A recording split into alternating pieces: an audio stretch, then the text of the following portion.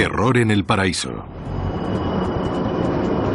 El piloto Michel Santorin sobrevolaba a baja altura las islas del sur de Polinesia.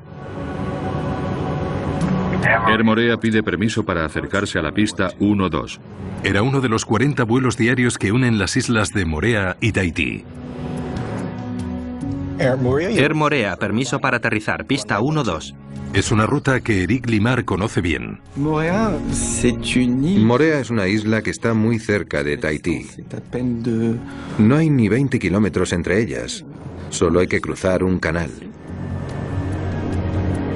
Tahití y Moorea son dos de las más de 100 islas que forman la Polinesia francesa, a medio camino entre Australia y Sudamérica.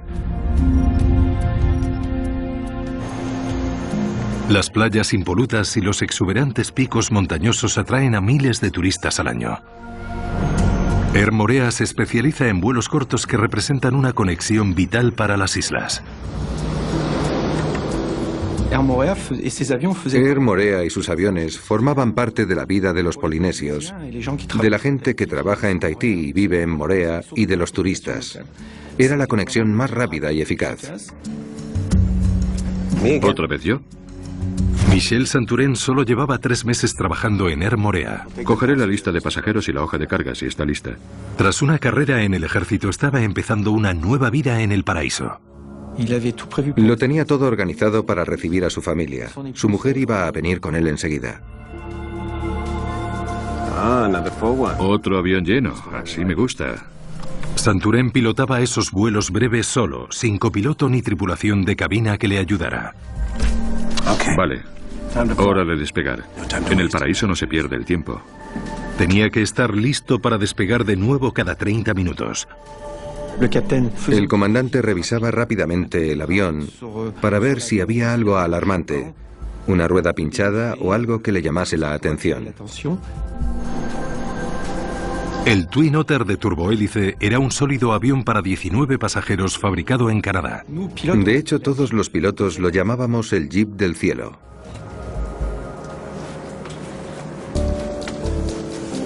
Bonita camisa. Recibíamos a los pasajeros rápidamente.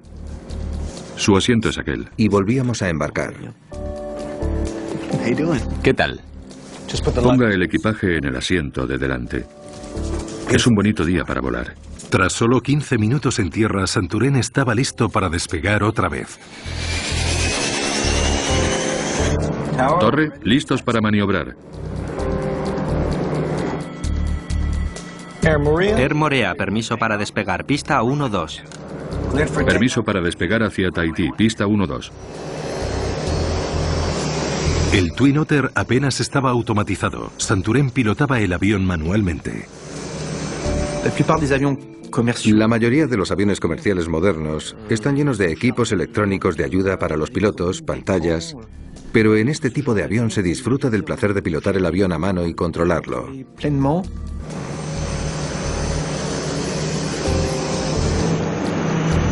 En el aeropuerto isleño, el mar estaba al final de la pista de 1200 metros. Volar por allí es mágico. Hay lagunas azules, islas magníficas, mucha vegetación, una gran mezcla de colores. Es el paraíso. Los turistas podían contemplar los constantes aterrizajes y despegues.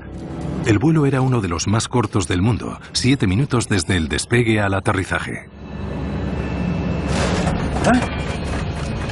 Maldita sea. Pero en el vuelo 1121 algo iba mal.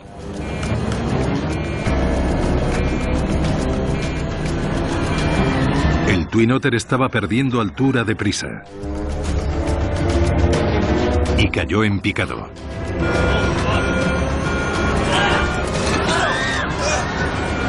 Menos de 2 minutos después de despegar, el avión se estrelló en el Pacífico.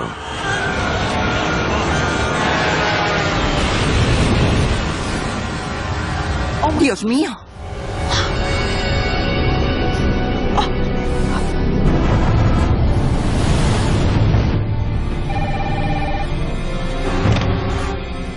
La gente avisó a la torre de lo que había visto.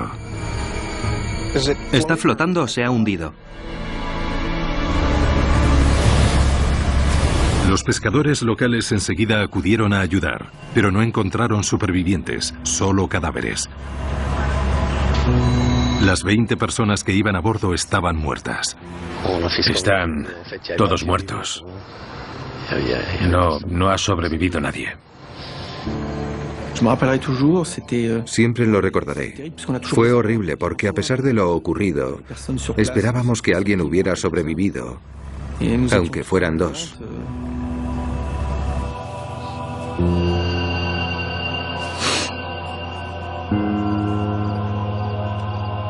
El desastre afectó a casi todos en la pequeña comunidad isleña. En Polinesia, todo el mundo se conoce. Todos son primos o conocen a su familia. Así que el accidente afectó mucho a todos. La flota de Air Morea permaneció en tierra porque los pilotos se negaron a pilotar los Twin Otter hasta que se averiguase la causa del accidente. Un avión no se estrella sin motivo. Había habido o un error del piloto o un fallo mecánico. Así que antes de seguir volando pedimos que revisaran toda la flota.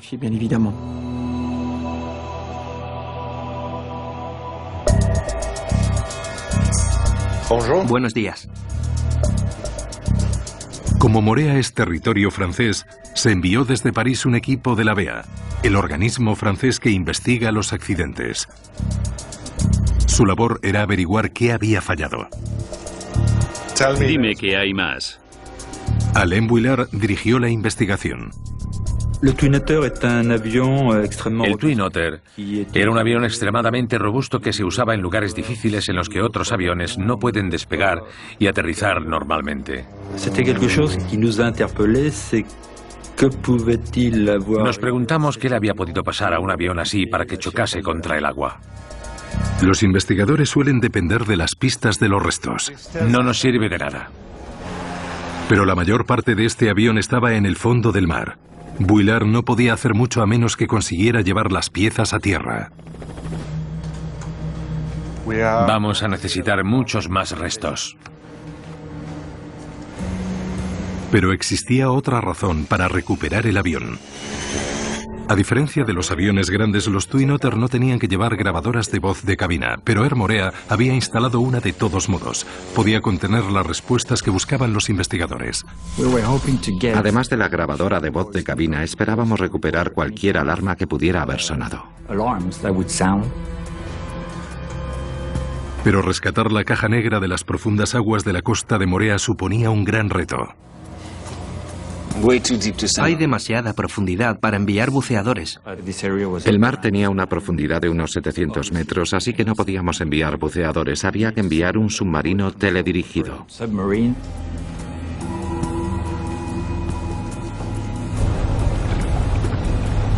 Los investigadores consiguieron un barco equipado con un submarino teledirigido para que les ayudase con el rescate, el Ile de Ré.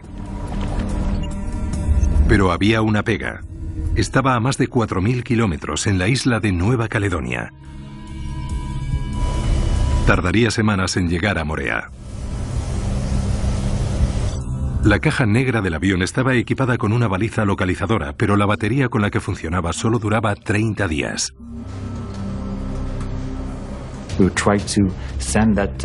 Intentamos enviar un barco lo antes posible, antes de que se gastara la batería de 30 días de la baliza.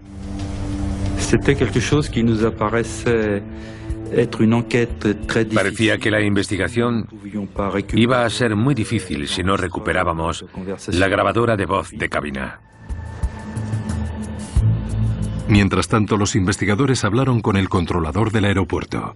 El rastreo del radar podía proporcionar pistas sobre lo que había derribado el avión. La primera prueba que nos gusta conseguir al iniciar una investigación es la trayectoria, el último punto de partida y el punto de impacto. Así que intentamos obtener esa clase de información. Pero no obtuvieron lo que esperaban. Es un aeropuerto pequeño, no estamos equipados con radares. Fue otro contratiempo. Cuando descubrimos que no había datos de radar, nos quedamos decepcionados, porque nos iba a costar más recrear la trayectoria del avión. Vi el avión ascender y de repente se precipitó sobre el agua. Hasta que llegase el Ile de Ré, dependerían de las únicas pruebas que tenían: los testimonios de los testigos del accidente. Pensamos que era crítico recabar testimonios de testigos para entender lo que había pasado. La mayoría de testigos estaban o en la playa de Moorea o pescando en sus barcos. Todos dijeron que habían visto el avión ascender normalmente. Cada día más de 500 Twin Otter recorrían algunas de las rutas más difíciles de la Tierra, desde el desierto australiano hasta la tundra helada del lejano norte. Si el famosamente resistente avión tenía un fallo, el mundo de la aviación tenía que descubrirlo lo antes posible. Ese hecho incrementó la presión sobre los investigadores para averiguar qué había derribado el vuelo 1121. Ascendió normalmente y luego perdió el control del avión. A lo mejor fue por el peso. Cuando hay un desequilibrio de peso suelen tenerse problemas nada más despegar. Calcular el peso de la carga, los pasajeros y el combustible correctamente resulta crítico en los aviones pequeños. Una equivocación puede ser mortal, como un accidente en Estados Unidos demostró en 2003. El vuelo 5481 de US Airways Express despegó de Charlotte, en Carolina del Sur. Solo 30 segundos después de despegar, los pilotos perdieron el control del Beechcraft 1900.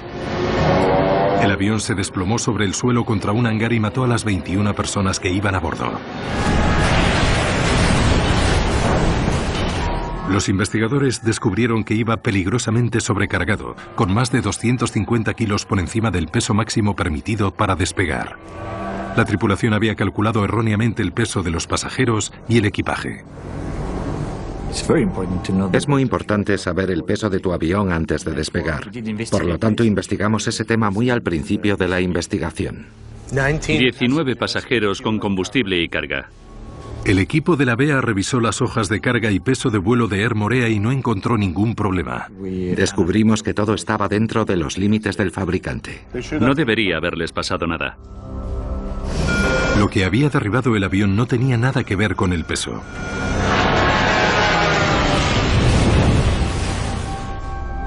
Hasta que llegase la ayuda para rescatar la grabadora de voz de cabina del avión hundido, no había más pruebas sobre las que seguir trabajando. Willard decidió seguir una táctica inusual para averiguar lo ocurrido. Sí, necesito un avión pequeño y un buen piloto. Gracias.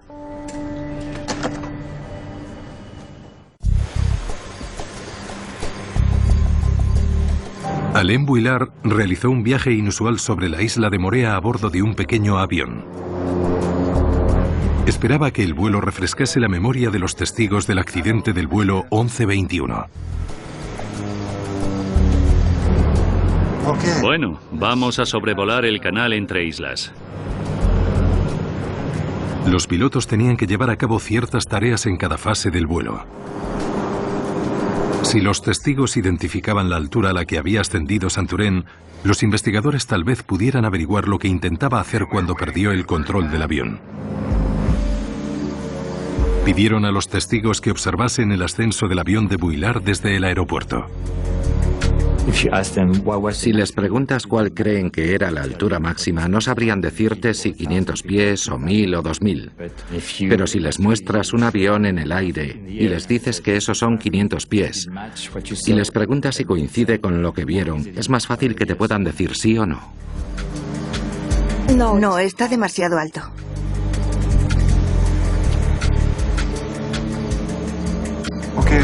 Vale, vamos a hacer otro pase, pero más bajo. Pedimos a los testigos que nos dijeran cuál de los vuelos recreados se parecía más a lo que recordaban del día del accidente. Y así, allí es justo donde vi el avión. La altura correcta. Perfecto. La altitud son casi 400 pies. Bien, volvamos.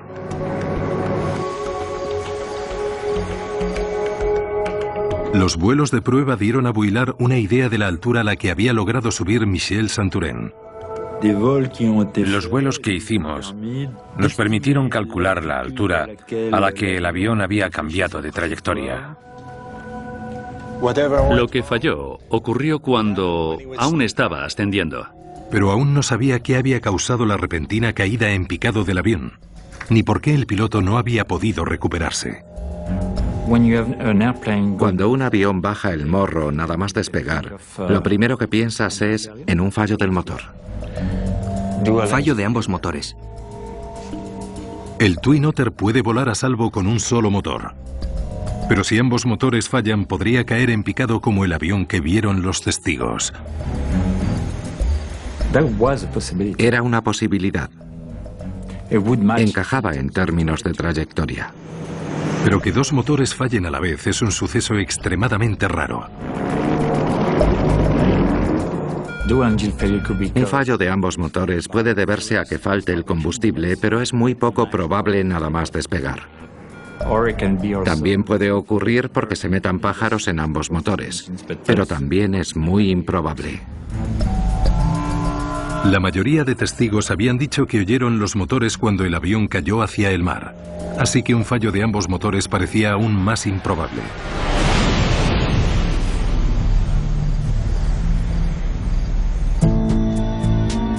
Los sonidos captados por la grabadora de voz de cabina confirmarían si los motores estaban en marcha.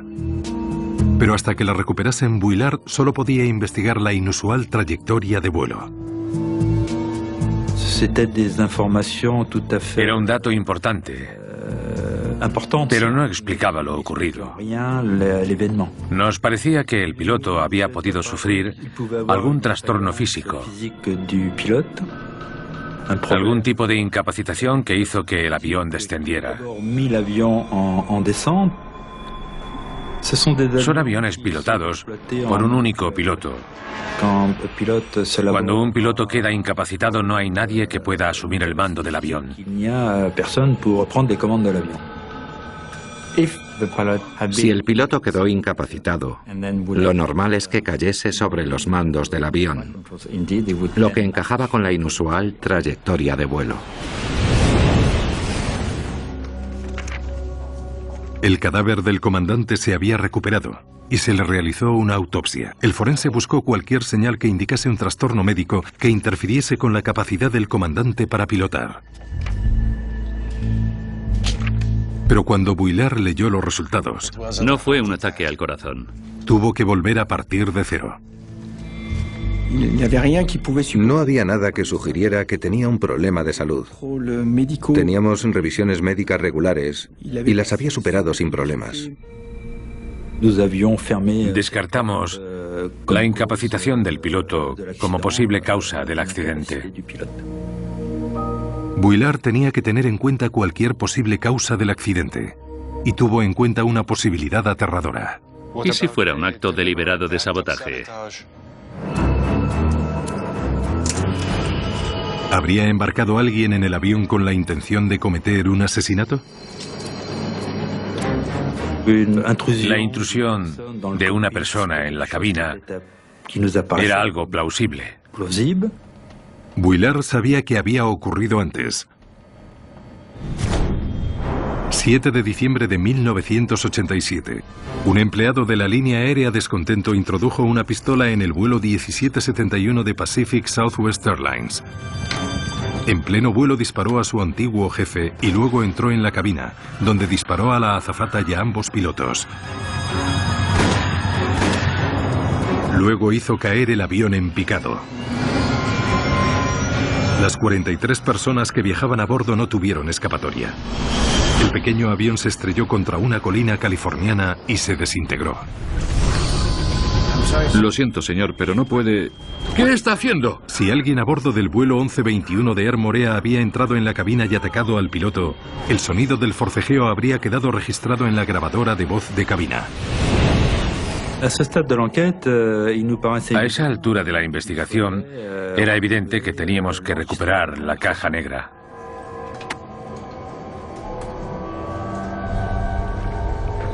El 26 de agosto, 17 días después del accidente, por fin llegó el buque de investigación francés Ile de Ré.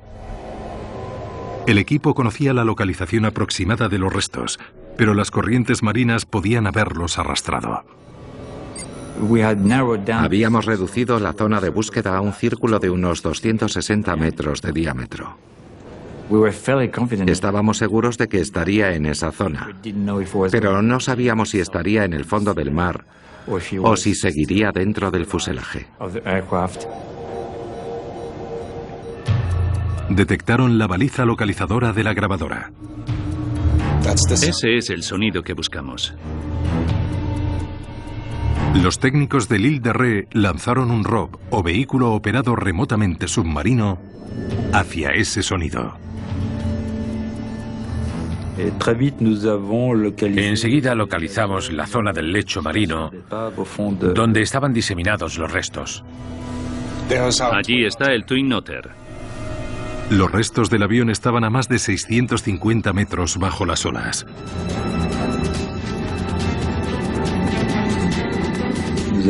Vimos las alas partidas, vimos los motores, vimos parte de la cabina. A ver si encuentras la cola. Enseguida decidimos centrarnos en la cola, que es donde está la grabadora de voz de cabina. Vamos a cortarla y a sacar la caja negra. Decidimos cortar el fuselaje para extraer la caja negra. Era una operación delicada. Un movimiento en falso y el submarino podía dañar o destruir la crucial grabadora. Con calma. Esperábamos encontrarla intacta o levemente dañada, porque así tendríamos más posibilidades de leer los datos con éxito. La operación de salvamento requirió una paciencia extraordinaria. La labor de recortar con el ROV un agujero en el avión duró 5 o 6 horas. Pero al final pudimos sacar la grabadora.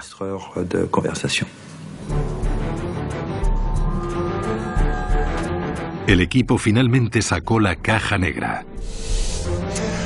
Ya la tenemos. Buen trabajo. Nous a passé un grand ouf de soulagement.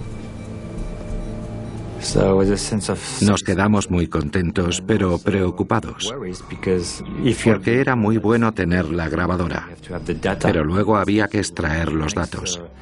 Así que la siguiente fase fue mandarla al laboratorio de la BEA para obtener una lectura lo antes posible.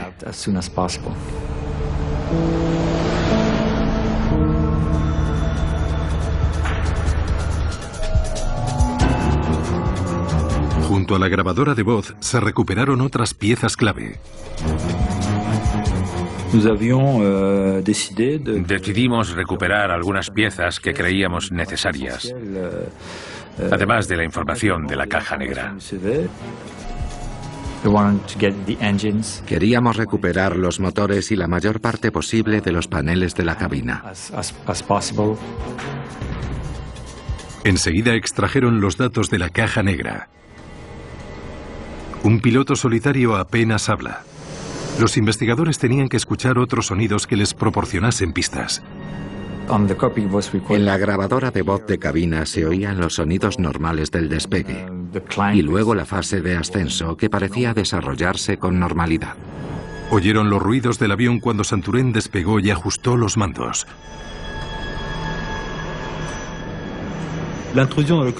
Una intrusión en la cabina seguía siendo una hipótesis abierta. Esperábamos que la caja negra nos ayudase a descartarla. No había sonidos de un intruso en la cabina. La primera impresión que tuvimos al escuchar la caja negra fue que no había intrusos en la cabina, que no había nadie más en la cabina. Luego oyeron al piloto gritar sorprendido. ¡Maldita sea! Todo era perfectamente normal, hasta que el piloto lanzó un exabrupto.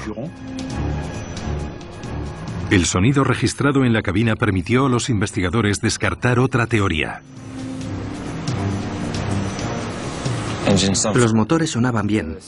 La caja negra demostró que iban a máxima potencia de despegue hasta que se estrelló el avión.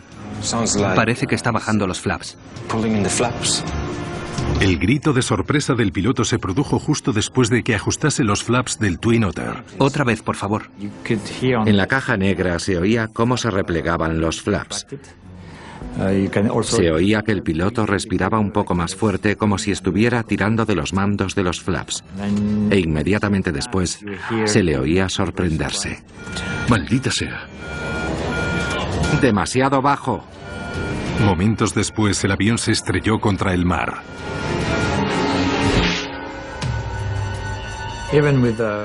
Aunque tengas mucha experiencia, siempre cuesta mucho oír las grabadoras de voz de cabina, sobre todo si el final es trágico. Es algo relacionado con los flaps. Pero no sé qué.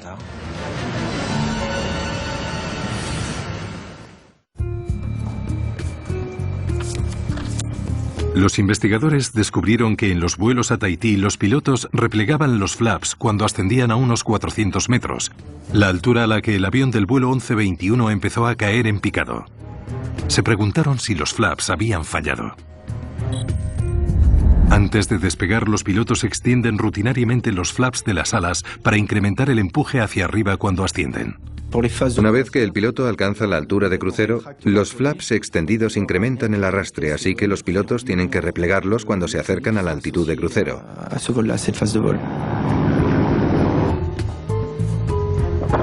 Los investigadores estudiaron el mecanismo de funcionamiento de los flaps. Recuperamos el activador de los flaps y pudimos analizarlo. Descubrieron que estaba en la posición correcta y no mostraba señales de mal funcionamiento. Los flaps están bien. Los resultados del examen mostraban que los flaps se habían replegado al impactar. Tras semanas de trabajo, Vuillard aún no podía explicar por qué se había estrellado el avión. Ahora vamos a mirar bien estos cables. Se centró en los cables que hacían funcionar superficies de control cruciales de la cola del avión. Nos quedaba la posibilidad de que se tratase de una avería o un fallo mecánico. Las superficies de control de la cola del Twin Otter se activaban mediante solo 4 cables.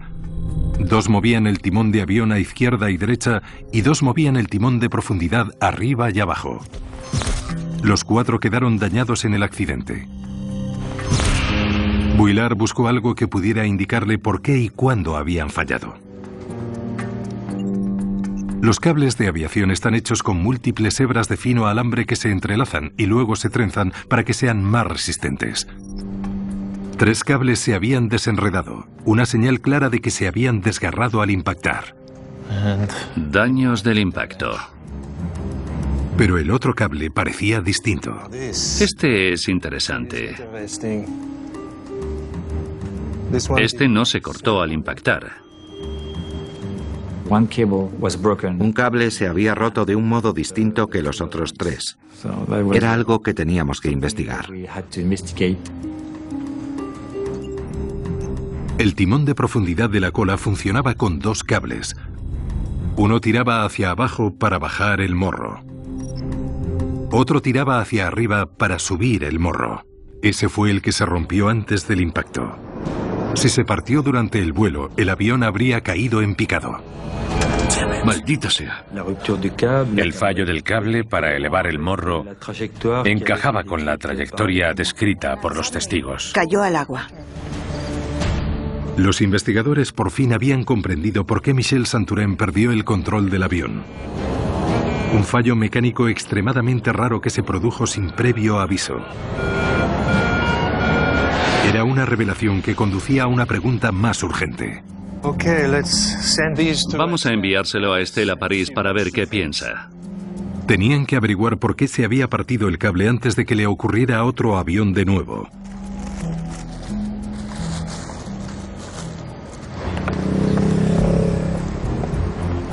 Cuando el cable para subir el morro llegó a París, la especialista en materiales Estelle Blancharel lo examinó a fondo. Vio algo extraño. El cable mostraba señales claras de que distintas hebras se habían roto en distintos momentos y por motivos diferentes. Las hebras externas estaban gastadas y las internas no. Se habían partido. Los daños de las fibras externas sugerían que algo se había frotado contra el cable. Parece que un 50% se desgastó con el tiempo. Cuando miramos el cable con el microscopio, vimos que todas las hebras externas mostraban señales de desgaste que acabaron causando daños graves. El cable para levantar el morro iba desde la palanca de mando de la cabina al timón de profundidad a través de una serie de guías de plástico. Cada vez que el piloto levantaba el morro del avión, el cable rozaba contra las guías. Los aviones experimentan el mayor desgaste cuando despegan y aterrizan. Es importante que los mecánicos tengan en cuenta el número de vuelos para calcular ese desgaste. Los archivos de la línea aérea proporcionaron una pista inquietante. Más de 50 vuelos. Air Morea, permiso para despegar. Los aviones de Air Morea realizaban frecuentes vuelos cortos y efectuaban muchos más despegues y aterrizajes que la mayoría de aviones. Un mismo avión realizaba una media de entre 50 y 70 aterrizajes y despegues diarios. Los investigadores tenían que saber cómo había afectado al cable tanto movimiento hacia adelante y hacia atrás. Diseñaron un experimento que reproducía la fricción del cable. Pero había que tener en cuenta otro factor. Es el único avión de la flota de Air Morea con cables de acero inoxidable. Descubrimos que ese avión usaba un tipo distinto de cable de control. El avión accidentado había sido una nueva adquisición de la flota de Air Morea. Los otros aviones de la flota tenían cables de acero al carbono, pero los del avión del vuelo 1121 eran de acero inoxidable. El acero inoxidable resiste mejor la corrosión por la sal que el acero al carbono. Tiene sentido usar acero inoxidable para que los cables se oxiden menos en un entorno salino. Eran cables más propensos a la corrosión que si se usaran en un contexto terrestre. Pero los cables de acero inoxidable también tienen desventajas. Se desgastan más rápido por la fricción, algo que Air Morea no tuvo en cuenta cuando diseñó el programa de mantenimiento del Twin Otter que se estrelló. Los cables de acero inoxidable contienen cromo, por lo que resisten mejor la corrosión. Pero también contienen níquel, lo que los hace más sensibles al desgaste. Las pruebas del laboratorio confirmaron que los vuelos breves y frecuentes habían contribuido a desgastar el exterior del cable de acero inoxidable. El cable de acero inoxidable está igual de gastado que el del avión de Air Morea. El desgaste era el resultado de la fricción contra las piezas del avión. Podía ser un hallazgo crucial que por fin explicase por qué un cable crítico se había roto durante el vuelo. Los investigadores sospechaban que la fricción había debilitado tanto el cable que se partió cuando Santurén tiró del timón de profundidad para ascender. Al principio creímos que el cable se había roto por el desgaste. Fue nuestra primera impresión porque el desgaste era importante.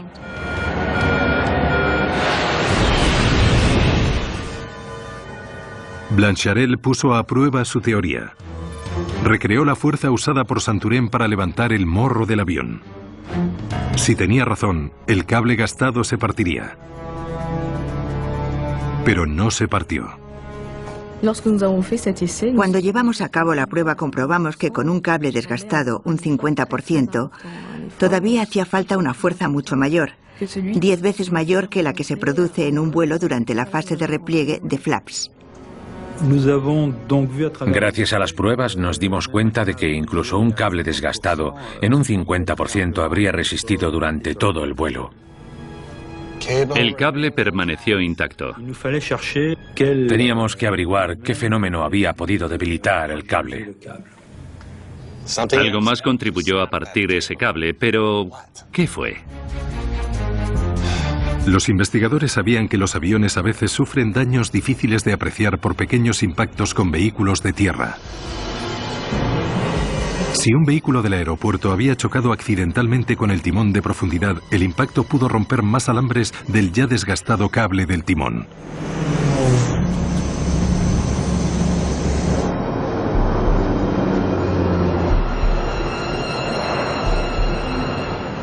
Vuillard revisó los archivos de ambos aeropuertos de la ruta del Twin Otter, el de Moorea y el aeropuerto mayor de Tahití, donde se aparcaba por la noche. Gracias. Quería saber si el avión se había visto involucrado en algún accidente. Nada. No se informa de ningún golpe. No encontramos pruebas de impactos contra la superficie de control, lo que eliminaba la posibilidad de un choque con otro vehículo durante el aparcamiento nocturno. Era otro callejón sin salida. Parecía que no había modo de explicar por qué un cable se había partido en pleno vuelo. Hasta que Vuillard se fijó en algo en la concurrida pista del aeropuerto de Tahití. Dime cuánto se acercan esos aviones a los aviones de Air Moorea. Nos centramos en el fenómeno de los gases del tubo de escape de los motores a propulsión, el fenómeno de la estela de aire de los reactores. Los motores a propulsión expelen una potente estela de aire. Son vientos de fuerza huracanada que pueden alcanzar los 160 km/h. Un avión como un Airbus o un Boeing a plena potencia puede hacer volcar a otro avión que esté a unas decenas de metros detrás. Tiene una gran potencia.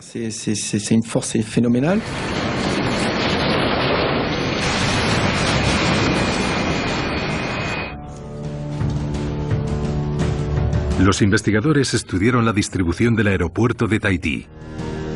Tenían que averiguar si los aviones de Air Moorea podían resultar dañados por la estela de los motores de otros aviones. Muy bien, los Twin Otter de Air Moorea están aparcados aquí.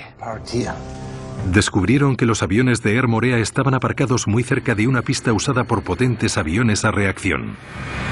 Los aeropuertos suelen instalar barreras para proteger a los aviones de la peligrosa fuerza de la estela de los reactores. En el aeropuerto debería haber habido barreras para proteger a los Twin Otter, pero las habían quitado. Ahora mira esto. Era un descubrimiento importante. Estos aviones estaban detrás. Quitaron las barreras para que fuera más fácil ir de un aparcamiento a otro. Ya no había una barrera física para proteger a los Twin Otter. Los Airbus y los Boeing estaban a unos 50 metros del aparcamiento de Air Moorea, muy cerca. Los aviones de Air Moorea están aparcados justo en la trayectoria de la estela de los reactores. El avión había estado aparcado en una zona propensa a recibir el impacto de las estelas de los motores de los aviones grandes al despegar. Por ello llegamos a la hipótesis de que era probable que el cable hubiera resultado dañado por eso.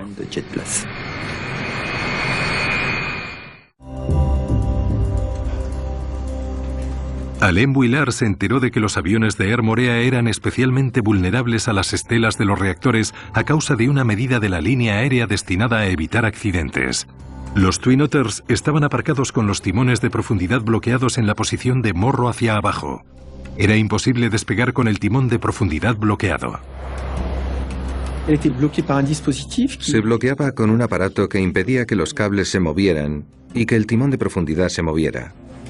Pero era probable que la posición con el morro bajado incrementase los daños de la estela de los reactores. Los investigadores sospechaban que, al igual que una vela al viento, los timones inclinados captaban toda la fuerza de la estela y sometían a una tensión adicional el cable bloqueado. Si los mandos están bloqueados, al tirar de ellos transmiten la energía directamente al cable. Entonces se preguntaron si la fuerza de la estela de los reactores bastaría para romper un cable desgastado. Obtuvieron la respuesta realizando otra prueba con el cable. Usamos un cable desgastado en un 50%, que todavía podía resistir una enorme cantidad de tensión. Y el fenómeno de la estela del reactor dejó el cable tan frágil que solo quedaron intactas un par de hebras. En lugar de desgarrar el cable por completo, la estela de los reactores dejó algunas hebras de cable, suficientes para que el avión despegase, pero no para sobrevivir a los rigores del vuelo de 7 minutos. Estaban colgando de un hilo. Si la estela de los reactores hubiera cortado el cable del todo, el comandante Santurén no habría podido hacer despegar el avión. Pero una vez en el aire, el piloto y sus pasajeros pasaron a pender de una fina hebra de alambre. Los investigadores reprodujeron las fuerzas generadas cuando el piloto ajustó los mandos.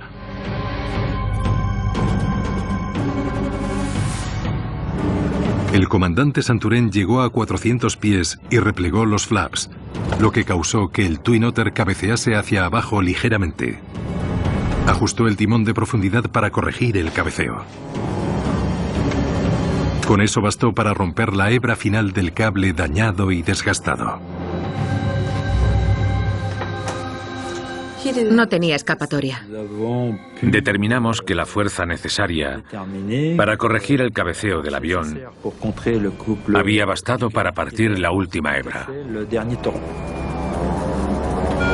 El piloto no pudo hacer nada para salvar el avión y sus 19 pasajeros. Me imagino su reacción. No sabía lo que pasaba. El cable se había roto. La palanca de mando no funcionaba y para cuando quiso analizar lo ocurrido, el avión ya estaba cayendo rápidamente y segundos después se estrelló.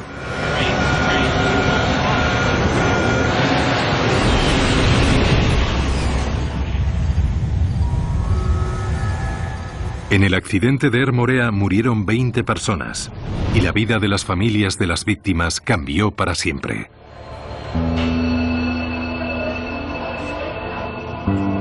Vuillard y su equipo se marcharon de la Polinesia francesa dispuestos a lograr que fuese más seguro volar en Twin Otters. La primera recomendación fue una petición urgente de que revisasen todos los aviones con cables de acero inoxidable.